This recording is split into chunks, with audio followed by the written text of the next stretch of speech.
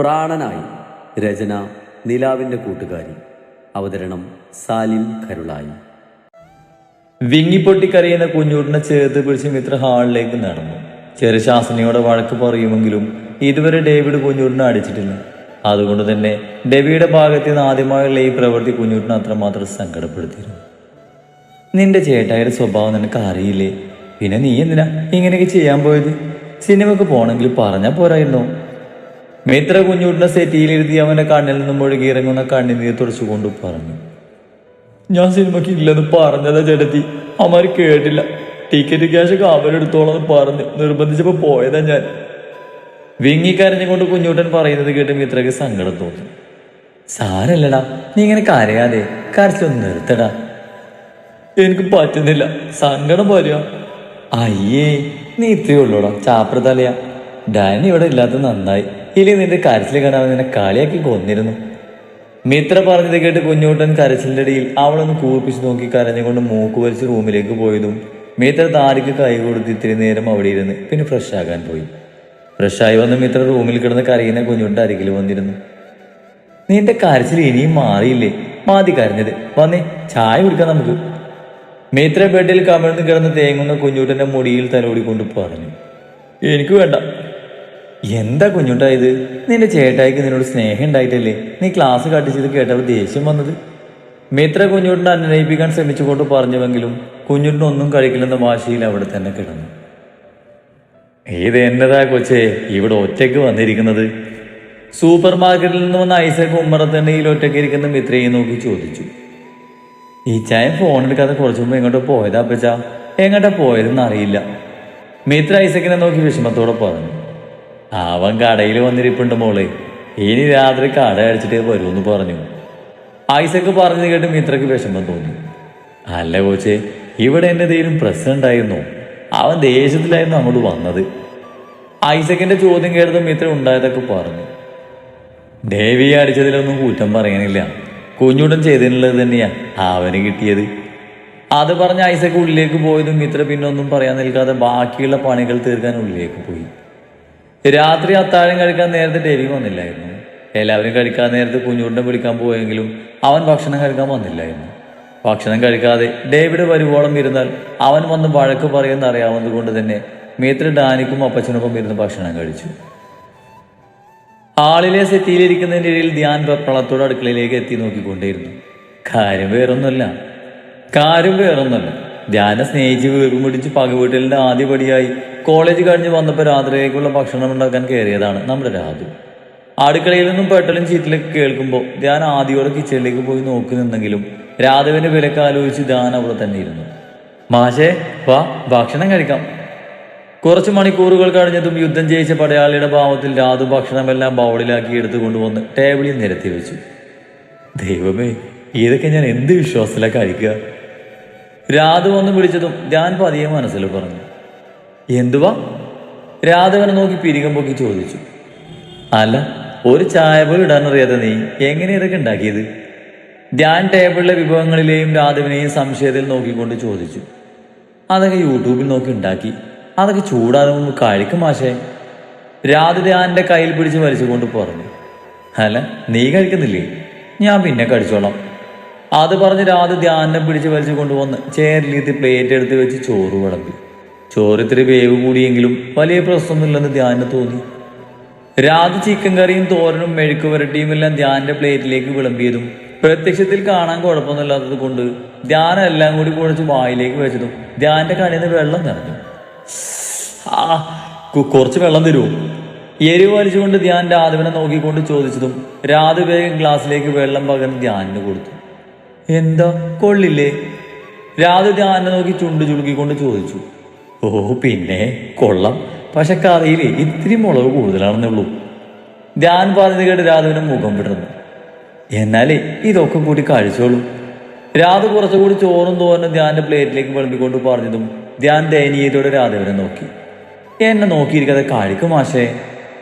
രാധു പറഞ്ഞതും ധ്യാൻ പിന്നെ ഒന്നും പറയാതെ ഒരു വിധത്തിൽ എല്ലാം കൂടെ മാറി കഴിച്ച് വേഗം അവിടുന്ന് എണീറ്റ് പോയി. കൈ കഴുകി ധ്യാൻ വേഗം അടുക്കളയിലേക്ക് പോയി പഞ്ചസാര ടിന്നെടുത്ത് കോരിയെടുത്ത് വായിലേക്ക് ഇട്ടു. അത് പിന്നെ ഭക്ഷണം കഴിച്ചാൽ എനിക്ക് മധുരം കഴിക്കൽ നിർബന്ധ. വാതിലിന്റെ അടുത്ത് വന്ന് എത്തി നോക്കുന്ന രാധവനെ കണ്ടതും ധ്യാൻ അതും പറഞ്ഞ് വേഗം സ്ഥലം കാലിയാക്കി. ധ്യാൻ ഫ്രഷായി വന്ന് ബെഡിൽ ഫോണും നോക്കി കിടക്കുന്ന രാധവനെ ഒന്ന് നോക്കി ബെഡിന്റെ മറു സൈഡിൽ വന്ന് കിടന്നു. എന്തു പറ്റി? വയറ് തടവി കിടക്കുന്ന ധ്യാനെ നോക്കി രാധ സംശയത്തിൽ ചോദിച്ചു.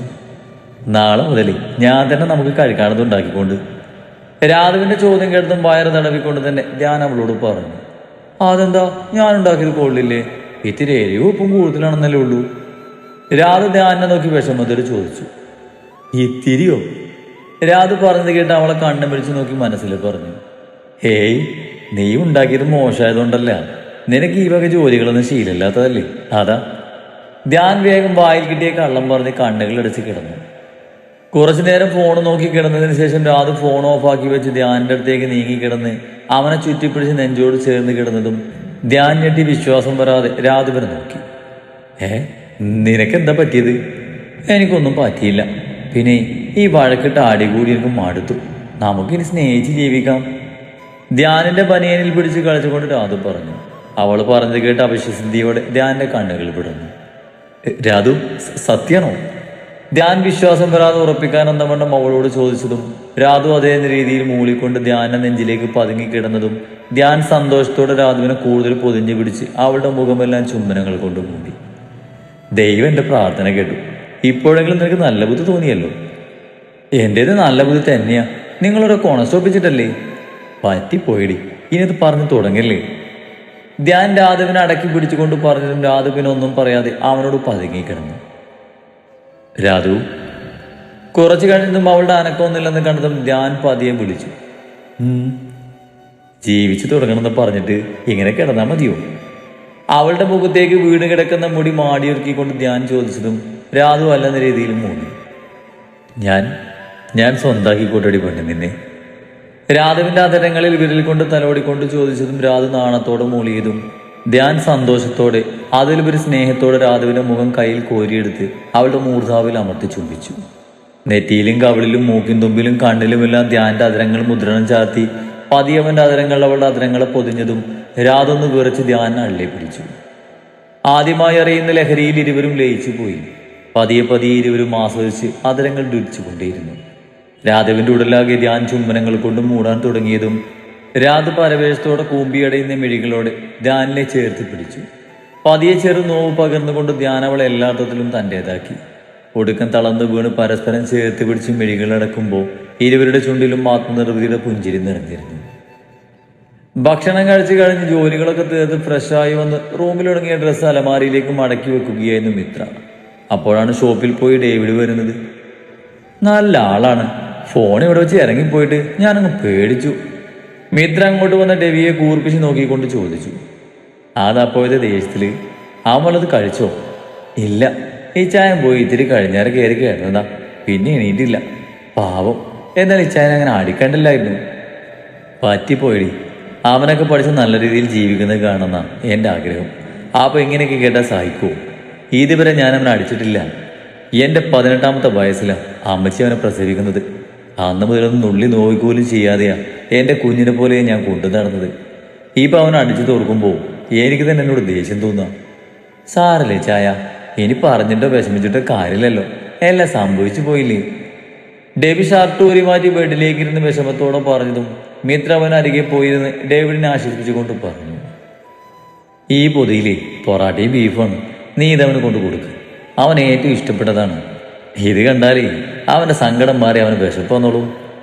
ഡേവിഡ് ടേബിളിൽ കൊണ്ടുവച്ച പൊതി മിത്രയുടെ കയ്യിലേക്ക് കൊടുത്തുകൊണ്ട് പറഞ്ഞു. ഇത് ഇച്ചായന് തന്നെ അവന് കൊണ്ടുകൊടുത്തുവിടായിരുന്നു. അവനിപ്പോൾ വിഷമിച്ച് കിടക്കാകും. അവൻ അങ്ങനെ കണ്ടാലേ എനിക്ക് സഹിക്കത്തില്ലടി. എന്നാലേ ഞാൻ ഇത് കൊടുത്തിട്ട് വരാം.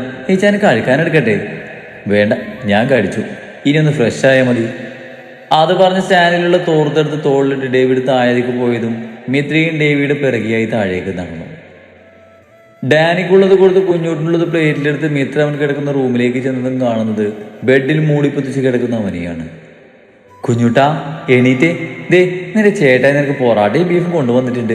എണീറ്റ് വാ, കഴിക്കാം. അത് പറഞ്ഞ് മിത്ര പുതപ്പ് മാറ്റി കുഞ്ഞൂട്ടിന്റെ കയ്യിൽ പിടിച്ചതും അവന്റെ ശരീരത്തിൽ നിന്നും പൊള്ളുന്ന ചൂട് അനുഭവപ്പെട്ടതും മിത്ര ഞെട്ടി. അയ്യോ, നന്നായി പനിക്കുന്നുണ്ടല്ലോടാ. കുഞ്ഞൂട്ടാ, ഡാ കണ്ണു തുറന്നേ. എത്ര വിളിച്ചിട്ടും അവൻ മൂളുകയില്ലാതെ കണ്ണുകൾ തുറക്കുന്നില്ലെന്ന് കണ്ടതും മിത്ര വേഗം അടുക്കളയിലേക്ക് കൂടി.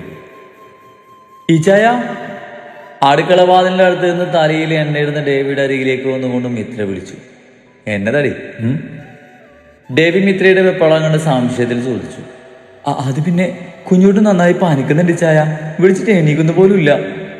മിത്ര പറഞ്ഞത് കേട്ട് ഡേവിഡ് വേഗം കുഞ്ഞൂട്ടൻ കിടക്കുന്ന റൂമിലേക്ക് പോയി. ഇനി എന്താ ചെയ്യ ചായ? കുഞ്ഞൂട്ടിന്റെ അരികിലിരുന്ന് ചൂട് നോക്കുന്ന ഡേവിഡായി മിത്ര ചോദിച്ചു. ഈ സമയത്ത് ഹോസ്പിറ്റലിൽ കൊണ്ടുപോയിട്ട് കാര്യമില്ല, നല്ല ഡോക്ടേഴ്സ് ഒന്നും ഉണ്ടാകില്ല. ഇപ്പൊ തൽക്കാലം ഇവിടെയുള്ള പനിയുടെ മരുന്ന് കൊടുക്കാം, എന്നിട്ട് രാവിലെ ഹോസ്പിറ്റലിൽ കൊണ്ടുപോയി കാണിക്കാം. അത് പറഞ്ഞ് ഡേവിഡ് പോയി പനിക്കുള്ള മരുന്നെടുത്ത് കൊണ്ടുവന്ന് കുഞ്ഞൂട്ടിന് കൊടുത്തു. ഇതിന് നേരം അവിടെ ഇരുന്ന് കുളിക്കാൻ പോയതും മിത്ര അവന്റെ അരികിൽ വന്നിരുന്ന് തലയിൽ തലോടിയതും കുഞ്ഞൂട്ടൻ വേഗം അവളുടെ കൈ പിടിച്ച് നെഞ്ചോട് ചേർത്ത് പിടിച്ചു.